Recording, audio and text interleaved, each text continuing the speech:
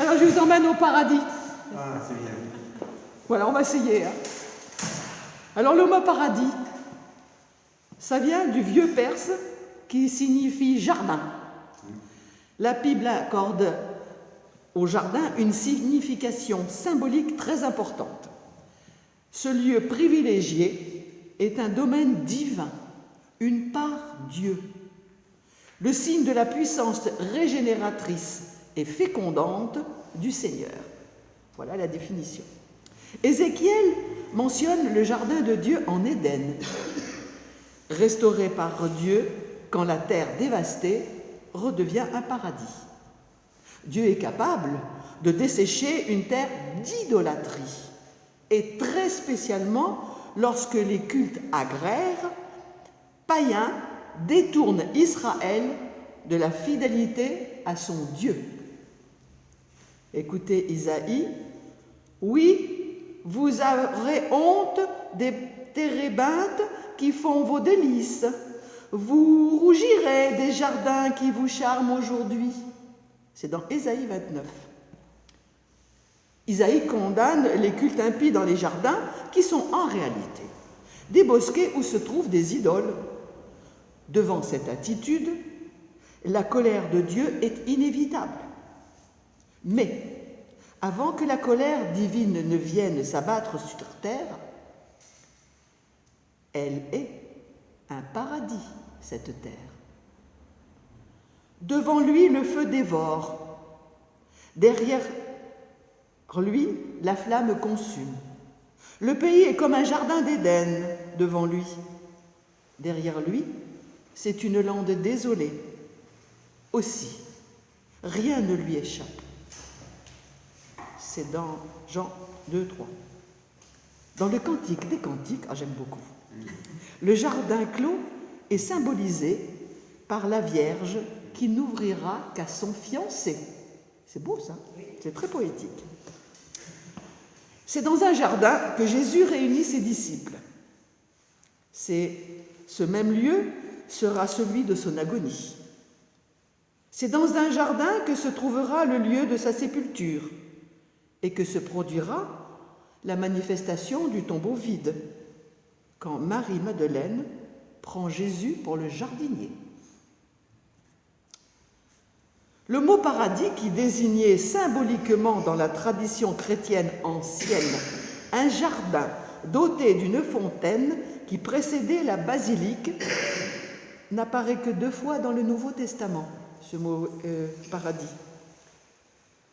Quand le bandit sur la croix voisine de la sienne demande à Jésus de se souvenir de lui lorsqu'il reviendra comme roi, Jésus promet: « Aujourd'hui, tu seras avec moi dans le paradis. » Et dans l'Apocalypse, le Christ assure au vainqueur, c'est-à-dire celui qui restera fidèle jusqu'au bout, qu'il lui donnera à manger de l'arbre de vie qui est dans le paradis de Dieu.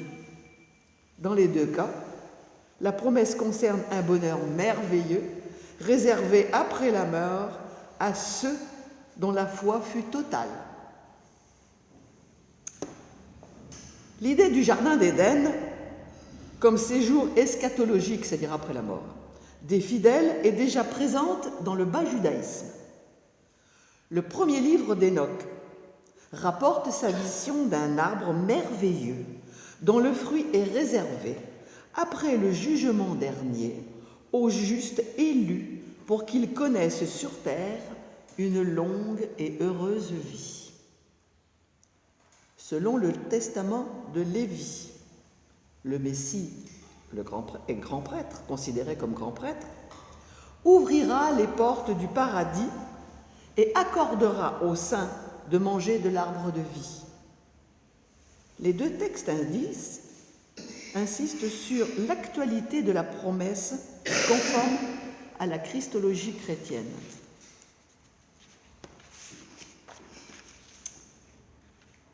Pour l'épître de Barnabé, nous sommes toujours dans les premiers temps de la chrétienté. Moi, j'aime beaucoup cet endroit-là. Pour l'épître de Barnabé, le baptême est une nouvelle création. En conséquence, le chrétien peut accéder à l'arbre dont le fruit fait vivre éternellement. Mais c'est aussi ce que chante la 11e ode de Salomon. Écoutez. « Bénis, Seigneur, ceux qui sont plantés dans ton pays et ont leur place dans ton paradis. » Selon Théophile d'Antioche, l'homme, chassé du paradis par sa propre faute, expie tout au long de sa vie. Mais, après la résurrection des morts et le jugement qui le rendent parfait, il est admis à réintégrer le jardin d'Éden. Augustin, on fait le tour, ne craint pas de faire coexister l'affirmation de l'existence présente du paradis, identifié avec les 4 fleuves, c'est-à-dire Pishon, Gishon, Tigre, Euphrate, avec les 4 évangiles. Les arbres sont les saints et l'arbre de vie est le Christ. Donc, il affirme cette existence de la présence du paradis avec l'espérance d'un séjour après la mort dans la fraîcheur à jamais verdoyante du paradis, où les chrétiens fidèles sont, dès leur mort, introduits. La prière liturgique pour les mourants promet aux âmes pieuses qui aspirent à la lumière et à la joie qu'elles accéderont au paradis et participeront aux noces de l'époux, céleste, bien sûr. Bon, allez, soyons sérieux, le plus souvent, les pères préfèrent distinguer, d'une part, le séjour paradisiaque et sa béatitude provisoire, d'autre part, l'achèvement dernier apporté par le royaume de Dieu. Le paradis et le royaume de Dieu. On ne confond pas les deux. C'est ainsi que Tertullien voit le paradis un séjour réservé aux patriarches, aux prophètes, aux martyrs, dans l'attente du royaume final. Le même auteur cite à ce propos la passion de Perpétue et de Félicité. Avant son martyre, Perpétue a la vision d'un immense jardin dans lequel un auguste berger l'accueille solennellement. « Te voilà, bienvenue, mon enfant. » Plus éclairant encore, la vision de Satyrus, son compagnon de captivité. Tous deux, en quittant le monde vers une lumière éclatante. « Voici, dit Satyrus, ce que le Seigneur nous promettait. La promesse s'accomplit. » Tandis que 4 anges les transportent dans un jardin fleuri. Là, ils retrouvent plusieurs martyrs qu'ils reconnaissent et qui sont admis en présence de Dieu. Ils rencontrent aussi un évêque et un prêtre que les anges poussent à se réconcilier en mettant fin à leur querelle terrestre. Il faut de l'ordre dans le paradis. Donc, pour les premiers chrétiens, on comprend donc que le paradis est une étape réservée aux martyrs. D'autres chrétiens n'y sont admis que pour achever leur sanctification. Mais tous attendent le royaume à venir. Pour Origène, le paradis est une figure de l'Église. À l'image d'Adam et Ève, ceux qui, par le baptême, sont nés de nouveau, sont placés dans ce jardin pour obéir à Dieu et manger le fruit produit par la constance et la fidélité. Mais dans son livre, sur les principes, Origène, soucieux de traduire sans l'altérer la révélation biblique en langage philosophique ou platonicien, de l'époque, distingue le monde des impies, le nôtre, et le monde supérieur, réservé aux saints, c'est-à-dire aux hommes qui se sont purifiés ici-bas de leurs fautes. Dans la terre d'en haut, le paradis, il ne demeure que le temps de parvenir à la perfection et d'hériter enfin du royaume des cieux.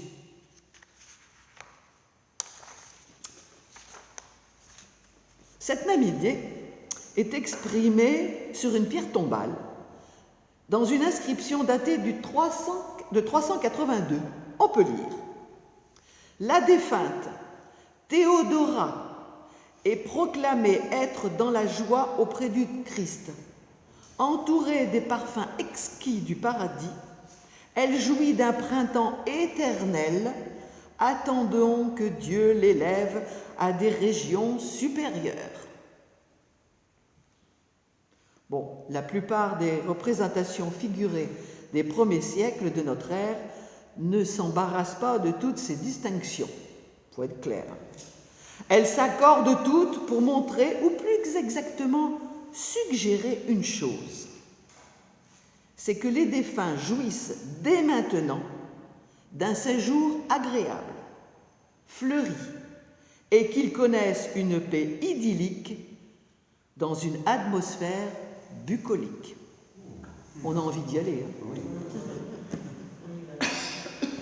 Aujourd'hui encore, en tant qu'être humain, nous désirons tous le paradis, c'est-à-dire un endroit où nos larmes seront essuyées et nos souffrances prendront fin.